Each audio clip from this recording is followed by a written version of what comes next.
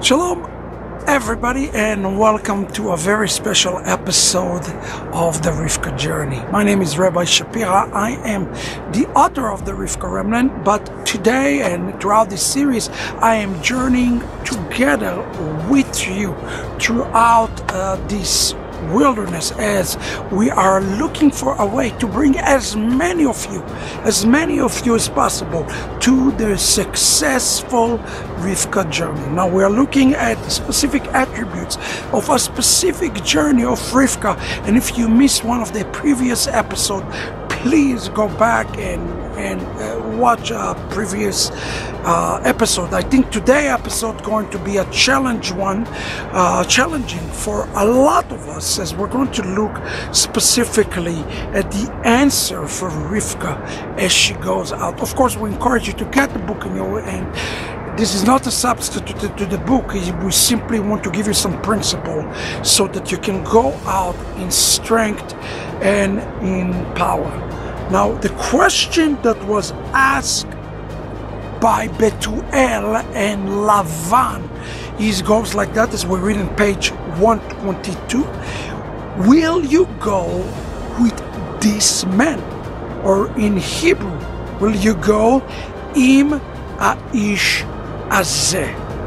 Now, im aish azeh, if you look at the three letters in the conclusion of each of those words, of those three words, im, mem, aish, shin, hazeh, hey, you get a name. You get the name Moshe. You get the name Moses, which is going to be very important. Listen to what was written in page 122. It says, the underlying tone behind the question presented to Rivka prior to her departure by Lavan and Bethuel was deceptive at its very core. Will you go with this man?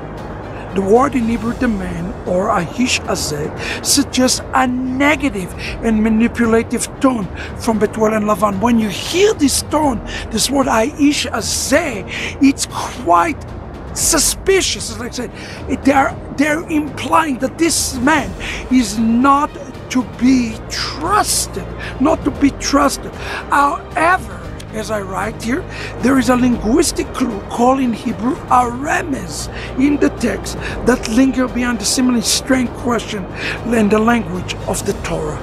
The Baal HaTurim leave us a chilling linguistic pearl visible only through the holy tongue, that it is spelled the word Moses. In essence, what was asked is, are you going to go to our system? Are you going to follow our Torah?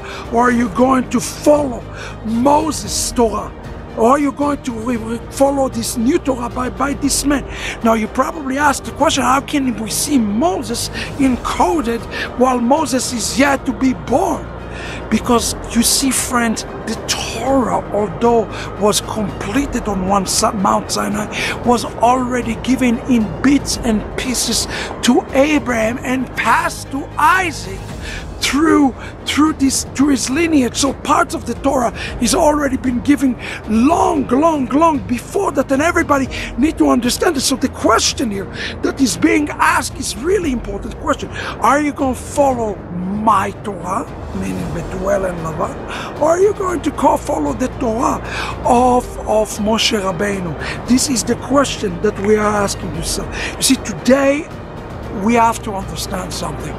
We have to understand something, that there is only one Torah that is given to the house of Israel. There's only one interpretation that is given to the house of Israel, and this is a choice that each and every one of you have to make.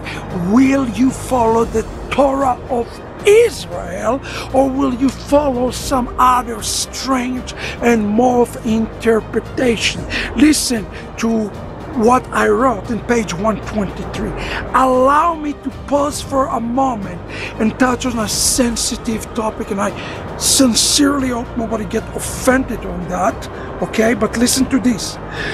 As many of you today claim to be returning to the Torah, yet you return the Torah of the Jewish people, made up of both the written commandment and also the oral interpretation of how to fulfill the commandment, Rivka answer, I will go, can be interpreted as I will submit to the Torah of the house of Yitzchak. Today, too many Rivka wannabes desire to come to the house of Yitzchak to redecorate it with dual expression.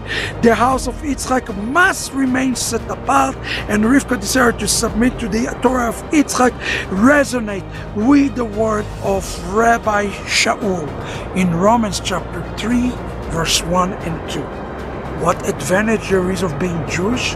What benefit there is in circumcision? Much in every way. First of all, they were entrusted the oracle of God. You need to understand that the question that was asked is a question about a spiritual authority. Which spiritual authority are you going to follow? The house of Yitzchak, the house of Israel, or are you going to follow your own system, any system? You see, that's where we have to be careful at the Rivka journey.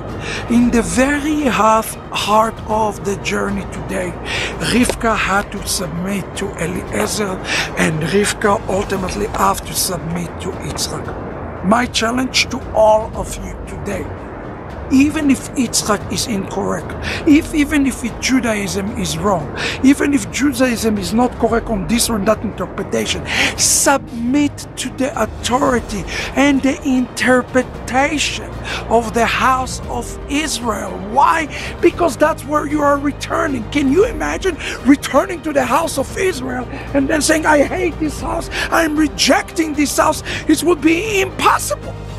Therefore, today, one of the attributes of Rivka remnant is to submit to this authority in order to be able to bring the message of the wholeness that Yitzchak is needed.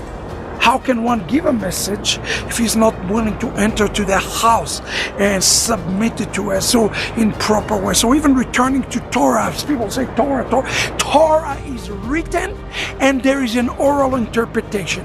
And if you do not accept the written and oral interpretation, you in essence rejecting the house that you're claiming to go to. So submit yourself. Rivka have a submissive role as she come forward and she bring the message to Yitzchak's salvation. In her wanting to submit to him, to Yitzchak, she himself become the redeemer of Yitzchak and his house. What an amazing shiur today to us.